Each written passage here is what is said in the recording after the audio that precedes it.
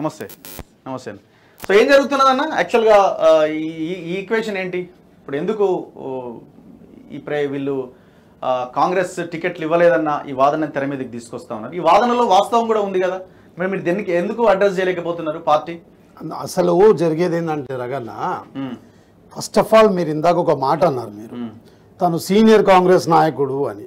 నేనేమంటున్నా, కాంగ్రెస్ నాయకుడు సీనియర్ అంటే వయసు రీత్యా అంటున్నారా, లేక కాంగ్రెస్ పార్టీలో పనిచేసి సీనియర్ అయిందంటున్నా? తను 3 నెలల క్రితం కదా పార్టీలోకి వచ్చింది. మరి మేము 20 ఏళ్లుగా మాలాంటి వాళ్ళు తెలంగాణ రాష్ట్ర వ్యాప్తంగా ప్రతిపక్షంలో 10 ఏళ్ళు ఉన్నప్పటికీ కూడా మా మాదిగ జాతి వాళ్ళు కాంగ్రెస్ పార్టీలో, నేను మాదిగ జాతి బిడ్డనే, నేను మాదిగ జాతి బిడ్డనే, 10 ఏళ్లుగా ప్రతిపక్షంలో కేసీఆర్ ప్రభుత్వం ఉన్నప్పుడు 10 ఏళ్లుగా మేము జెండాలు పట్టుకొని రోడ్ల మీద తిరిగి ధర్నాలు చేసి దీక్షలు కేసులు వేసుకుని తిరిగినాం. అప్పుడు మళ్ళీ ఇదే సీనియర్ నాయకులు మన కేసీఆర్ గారిని అభినవ అంబేద్కరుడు అని పూజ చేసి పాలతో పూజ చేసిన వ్యక్తి ఈరోజు కాంగ్రెస్ సీనియర్ కాంగ్రెస్ ఎట్లా అయిండు? మందకృష్ణ మాదిగ నిన్న మరి మా సీనియర్ కాంగ్రెస్ అంటే ఆశ్చర్యం అనిపిస్తుంది. ఎట్లా సీనియర్ అయ్యిండా? 2 నెలల ముందు వచ్చినప్పుడు సీనియర్ ఎట్లా అయిండు? మా దగ్గర లేరా సీనియర్ కాంగ్రెస్? మా దగ్గర ఇప్పుడు బడే ప్రేమ వక్త పోసిండు నిన్న ఎవరి మీద? సంపదానం మీద. మరి గత ఎన్నికల్లో, మన అసెంబ్లీ ఎన్నికల్లో ఇదే కృష్ణ గారు బీజేపీకి ఏదైనా సపోర్ట్ చేసింది? మరి సంపదనకు పోయి మా సంపదన మాది జాతి బిడ్డ ఈయన గెలిపియండి అని ఎందుకని లేకపోయిండు? నిన్న ప్రెస్ మీట్ పెట్టి మా తమ్ముడు సంపత్తులు ఓ ప్రేమలు కొనుక్కొస్తుంది కదా. మరి అసెంబ్లీలో మా మాదిగ జాతి బిడ్డలు ఏడు నిలబడితే వాళ్ళు ఓట్లేండి అని చెప్పాల్సింది. అప్పుడేమో ఆ మనవాదాన్ని ధర్మాన్ని మీద ఎత్తుకొని భారత రాజ్యాంగం పక్కన పడేసి మనవాదాన్ని ఎత్తుకొని తిరిగి బీజేపీకి ఓట్లేయండి అని చెప్పింది అసెంబ్లీ ఎలక్షన్. అయిపోయింది కదా. మళ్ళీ ఎంపీ ఎలక్షన్స్ వచ్చినాయి. నువ్వు అసెంబ్లీలో చెప్పిన పాటకి ఎవరైనా మాదిగ జాతి నేను గౌరవించి భారతీయ జనతా పార్టీ ఆదరించిరానా? కాంగ్రెస్ పార్టీకే కదా ఆదరించింది. మరి ఇంకా కూడా నీ బుద్ధి రాకుండా సీనియర్ కాంగ్రెస్ నాయకుడు ఆయన ఎప్పుడు సీనియర్ అయ్యిండు? ఆయన జాయిన్ అయింది కూడా ఇప్పటికీ తెలంగాణ రాష్ట్రంలో మాదిగ జాతి సగం జాతికి తెలియదు. ఎట్లా సీనియర్ అవుతారా? ఓకే, అంటే మీరు ఇప్పుడు యాక్చువల్గా 3 టికెట్లు ఇవ్వాలి అన్న దాన్ని అయితే మీరు విస్మరించినారు కదా, మరి ఆ నిర్ణయం ఇది రాంగే కదా అన్నా. మీరు ఒకసారి ఆలోచించాను అన్న, రాజకీయ కోణంలో ఆలోచిద్దాం. ఈక్వేషన్స్ ఉంటాయి కొన్ని. 10 సంవత్సరాలు మా పరిస్థితి ఎంత గడ్డుకాలం ఉందో మీకు తెలుసు, మీరు దగ్గరగా చూసినారు. కొన్ని ప్లేస్లో మేము నిలబడితే డిపాజిట్లు గల్లంతన పరిస్థితి నుండి కూడా మీరు చూసినారు. మేమంతా మా కేంద్రంలో ఏమో భారతీయ జనతా పార్టీ, రాష్ట్రంలో ఏమో బీఆర్ఎస్ పార్టీ. వీళ్ళు ఆర్థికంగా వాళ్ళు అన్ని వాళ్ళకు అందబలము మీడియా బలము అన్ని బలాలతో వాళ్ళు గట్టిగా ఉన్నారు. ఆ టైంలో మాకు ఈ రకమైనటువంటి ఇప్పుడు బట్టి విక్రమార్క గారు ఉన్నారు. వాళ్ళు పెట్టిన రైట్స్ కాంగ్రెస్ పార్టీ వాళ్ళు హార్డ్ వర్కర్స్. క్యాస్టిఫికేషన్ పక్కన మాట్లాడదాం.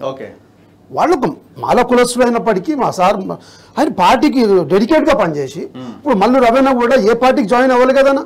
10 ఏళ్ళు కష్టకాలంలో పార్టీలు ఉన్నారు కదనా. ఈక్వేషన్స్ ఉంటాయన్నా. ఇప్పుడు V6 వాళ్ళు ఉన్నారు, వినోదాన వాళ్ళు ఉన్నారు. వాళ్ళు కూడా మా కష్టకాలంలో ఆదుకొని ఈరోజు మేము మా మోటో ఒకటి అన్నా, ఈ ఫాసిజం ఉన్న భారతీయ జనతా పార్టీని అరికట్టాలి, ఈ ప్రజాస్వామ్యాన్ని కాపాడుకోవాలి. ఈ రోజు ఒక ఫాసిజము, డిక్టేటర్షిప్, ఒక మొనార్కిజం నడుస్తుంది, దీన్ని ఆపాలి, ప్రజాస్వామ్యబద్ధ పాలన ఇవ్వాలి కేంద్రంలో కానీ రాష్ట్రంలో కానీ.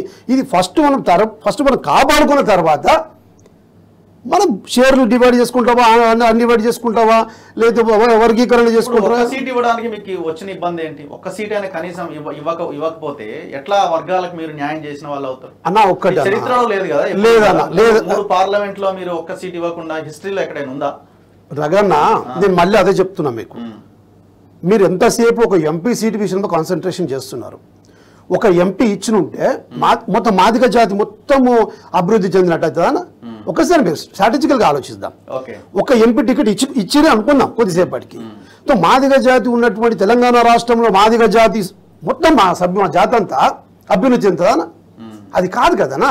ఇప్పుడు కొన్ని ఈక్వేషన్స్ మళ్ళీ చెప్తున్నాను, కొన్ని ఈక్వేషన్స్ మాకు ఎట్టి పరిస్థితుల్లో ఈ ఫాసిజం ఉన్నటువంటి ప్రధానమంత్రిని జరిపి రాహుల్ గాంధీ ప్రధానం చేసి దేశాన్ని కాపాడాలి, ప్రజాస్వామ్యం కాపాడాలని దృష్ట్యా ఇది చేయడం జరుగుతుంది. ఒకటి. రెండవదన్న, మీరు గతంలో కూడా సర్వే సత్యనారాయణ గారికి మా పార్టీ మాదిగ జాతి బిడ్డ ఎంపీ టికెట్ ఇచ్చి సెంట్రల్ మినిస్టర్ కూడా చేసినారన్న. కానీ తెలంగాణలో ఇప్పుడు మీరు సర్వే చేయించండి, ఆర్థికంగా వెనుకబడింది ఎవరు, సామాజికంగా వెనుకబడింది ఎవరు అంటే ఈ రోజుకి కూడా మా జాతి ఊర్లల్లో గాయత్రం అని అంటారా, ఎట్టి సాగర్ పనులు చేసుకుంటూ బర్రెలను గొర్రెలను మేపుకుంటా ఆ పరిస్థితులు ఉన్నారు. అంటే ఒకడు మినిస్టర్ అయిపోయినంత మాత్రాన, ఒకడు ఎంపీ అయినంత మాత్రాన జాతి మారుతుంది అనేది అబద్ధం అన్న.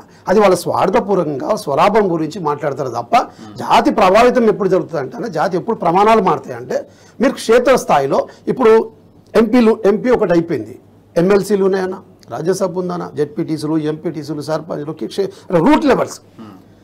ఒకరికంటే 100 మంది మారడం ముఖ్యమన్నా. ఒక్కరు బెనిఫిట్ పొందే బదులు 100 మంది. ఇప్పుడు ఇంకొక విషయం అన్నా, 30 ఏళ్ళు రాజకీయంలో ఉన్నారు కదన్నా, మంత్రి కూడా చేసిరు కదన్నా, ఎవరికి మేలు చేసిండన్నా? మీరు ఆయన ఆలేరు పోయి కాన్స్టిట్యూన్సీలు అడగండి అన్న. మా జాతి పోతే మంచినీళ్ళు ఇయ్యాడు ఆయన. జాతి వాళ్ళ అవసరానికన్నా ఈరోజు ఎంపీ టికెట్ ఇచ్చిన జాతిని అడిగేటోడు అన్న. అల్టిమేట్ గా ఇప్పుడు పార్టీలు మీ మధ్యనే గొడవలు పెట్టినట్టుగా అనుకోవాల్సిన సిచ్యువేషన్ కదా. వాళ్ళు ఒకవేళ వాళ్ళ నిర్ణయం వాళ్ళు ప్రకటించి ఆ రకమైన మేలు చేసి ఉంటే, టికెట్లు ఇచ్చి ఉంటే ఇప్పుడు ఈ గొడవ లేకుండేది కదా. అవునా, నేను మళ్ళీ చెప్తున్నాను అదే అన్న. మీరు కొట్లాడుకోవాల్సి మేము కొట్లాడమన్నా. అసలు నేను ఒక విషయం చెప్తానా, మందకృష్ణకు మా పార్టీ గురించి అడిగే రైట్ ఎక్కడదన్నా? ఇప్పుడు 4వ తేదీన దీక్ష చేస్తా. ఏం రైట్ ఉందా? నువ్వు భారతీయ జనతా పార్టీ కండగొట్టుకొని నువ్వు మా పార్టీ మాట. ఇప్పుడు ఒక మాట ఎగ్జాంపుల్ చెప్తానా, నువ్వు ఎంఆర్పిఎస్ అధ్యక్షుడిగా ఉండి అన్ని పార్టీలకు శాసిస్తే అందరం నీకు సరౌండర్ అవుతాం, అందరం కూడా రెస్పెక్ట్ చేస్తాం. నువ్వు మనవాదాన్ని పట్టుకొని ఆ కలవ కప్పుకొని కాంగ్రెస్ పార్టీ టికెట్ ఇస్తలేరు అని నీకెందుకే? నీకేం అవసరము? మేము ఏం చేయాలో మా జాతికి ఎట్లా జరగాలి, మా రేవంత్ రెడ్డి గారికి అన్ని ప్రణాళిక కలిగి ఉన్నారన్న. నువ్వు నిజంగా మళ్ళీ చెప్తున్నానా, మీ ఛానల్ ద్వారా మీరు ఎంఆర్పిఎస్ అధ్యక్షులుగా ఉండి మాకు టికెట్ ఇవ్వాలన్న కోరుకోవడంలో న్యాయం ఉంది. కానీ భారతీయ జనతా పార్టీకి ఓట్లు వేయాలని కాంగ్రెస్లోనికి టికెట్లు ఎవరు ముంచాలేనా? ఇదంతా కుట్రానా? ఇప్పుడు ఒకటి మీరు గమనించండి అన్న, నామినేషన్స్ డేట్ అయిపోయినాయి, విత్డ్రాస్ డేట్ అయిపోయినాయి, ఇప్పుడు నువ్వు ధర్నాలు చేస్తా దీక్ష అని ఇవన్నీ కూడా మోడీ కేసీఆర్ కలిసి వీళ్ళిద్దరితో నాటకం ఆడిపించి ఎన్నికల్లో మాదిగా ఓట్లు ఎట్టి పరిస్థితుల్లో కాంగ్రెస్ పడకుండా చూడండి అని వీళ్ళతోటి కుమ్మకై రాజు చీకటి ఒప్పందాల సందర్భంగా జరుగుతుంది తప్ప జాతి మీద ప్రేమ కాదన్న. జాతి మీద ప్రేమ ఉన్న వాళ్ళు వేరే ఆలోచిస్తారు. జాతి మీద ప్రేమ ఉన్న వాళ్ళు అసెంబ్లీ ఎన్నికల్లో మా మాదిగ జాతి ఏ పార్టీ టికెట్ ఇచ్చినా మా మాదిగలో కోటేయని చెప్తాడు. కానీ భారతీయ జనతా పార్టీని గెలిపి అంటే నీకేం మోదీ గారు ఇచ్చిన సూట్ కేసులు ఏమైనాయో, లేకపోతే ఆయన ఏం ప్రాపర్టీలు ఇచ్చిండో, లేకపోతే ఏమైనా కమిట్మెంట్ ఇచ్చిండో అది చెప్పాలి కదా మా జాతికి. అరే అన్న 30 ఏళ్ళుగా ఉద్యమం అంటాడు కానీ ఒక్కడి జీవితం బాగుపడలే అన్న. ఈ ఉద్యమంలో తిరిగిన నా స్నేహితులు ఉన్నారు, నా సన్నిహితులు ఉన్నారు అన్న. మీరు ఇప్పుడు మాట్లాడుతుంటే మాట్లాడిస్తా, కేసులు చేసుకొని ట్రైన్లు దళగా పెట్టి బస్సులు దళగా పెట్టి ఆగమాగమై ఇప్పటికీ కూడా వాళ్ళు కోట్ల చుట్టూ తిరుగుతున్నా. ఎవరైనా వాళ్ళ ఫ్యామిలీకి ఎవరైనా బాధ్యులు? నువ్వేమో ఏసీ గారు తిరుగుతావు, సూట్ కేసు ఎలక్షన్ కాగానే ఏ గవర్నమెంట్ వస్తే ఆ గవర్నమెంట్ తో వ్యతిరేకం.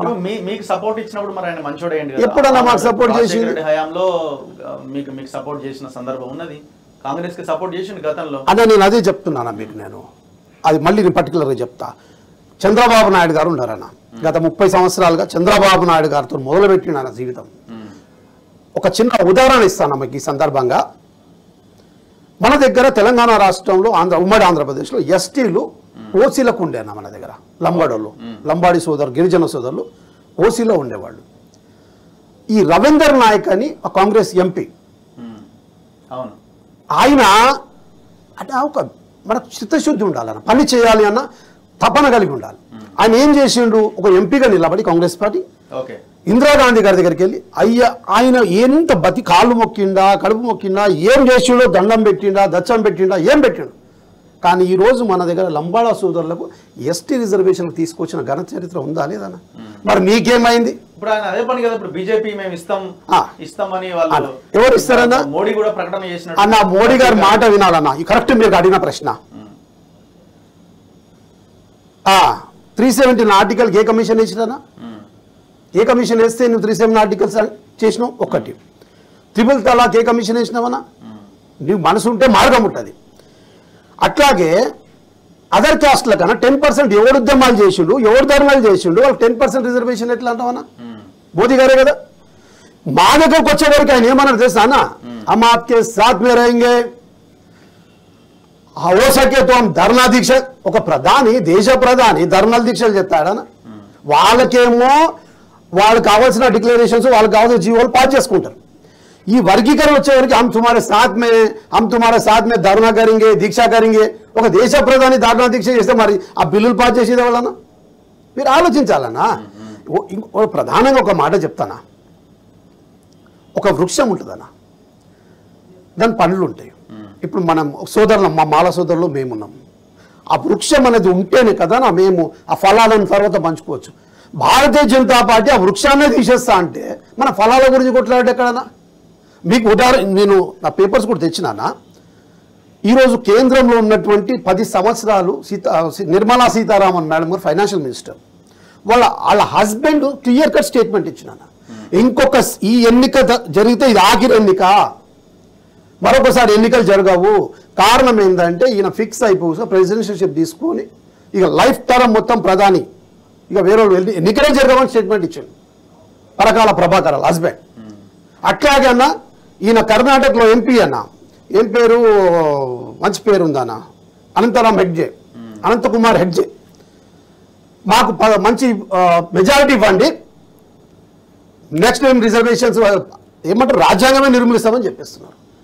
అంటే బాబాసాహెబ్ ఇచ్చిన రాజ్యాంగమే నిర్మూలించినాక నీ వర్గీకరణ ఎక్కడిది, నీ ఎంఆర్పిఎస్ ఎక్కడిది, నీ కథ ఎక్కడిది, నువ్వు దాని గురించి మాట్లాడు. ఇంకొక మాట అన్న ఉన్నాయి అన్న, అయిపోయింది, అన్ని ప్రైవేటీకరణ అవుతున్నాయి అన్న, మీకు తెలిసిన విషయమే. రైల్వేస్ కానీ, ఎయిర్లైన్స్ కానీ, సీ పోర్ట్స్ కానీ ఉన్నాయి, అన్ని ఎల్ఐసీలు కానీ, బ్యాంకులు కానీ అన్ని ప్రైవేటీకరణ అయితేనా రాజ్యాంగబద్ధ రిజర్వేషన్లు ప్రైవేటీకరణలు ఉంటాయా? ఉంటాయా? జనరల్గా ఆలోచిస్తాం, అందులో ఉండవు. మరి అందులో లేనప్పుడు నీ వర్గీకరణ ఏం పనిచేస్తుంది? నువ్వు అదిగా రాపాల్సింది. అవన్నీ పక్కన పెట్టి ఇవాళ బీజేపీ కండవ కప్పుకొని మేము ధర్నా చేస్తాము, సీనియర్ కాంగ్రెస్, ఆయన కాంగ్రెస్లో ఉన్న విషయం ఇప్పటికీ మా తెలంగాణ రాష్ట్రంలో సగం మందికి 10% తెలియదు. ఇది విషయం అన్న, ఇది కేవలం మన కుట్రన Bharatiya Janata party BRS party కలిసి వీళ్ళిద్దరితో ఆడిస్తున్న ఆటగా ఖచ్చితంగా ప్రజలు గ్రహిస్తారు. ఓకే, చూద్దాం. థ్యాంక్ యూ అన్న, థ్యాంక్ యూ వెరీ మచ్. మళ్ళీ కలుద్దాం. Thank you. సో ఇది మందకృష్ణ మాదిగ 4వ తేదీన నేను దీక్ష చేయబోతున్నాను అంటున్నారు. సో ఇటు కాంగ్రెస్ వర్సెస్ బీజేపీగా, కాంగ్రెస్ వర్సెస్ మందకృష్ణగా ఈ వార్ కొనసాగుతా ఉన్నది. ఇంకా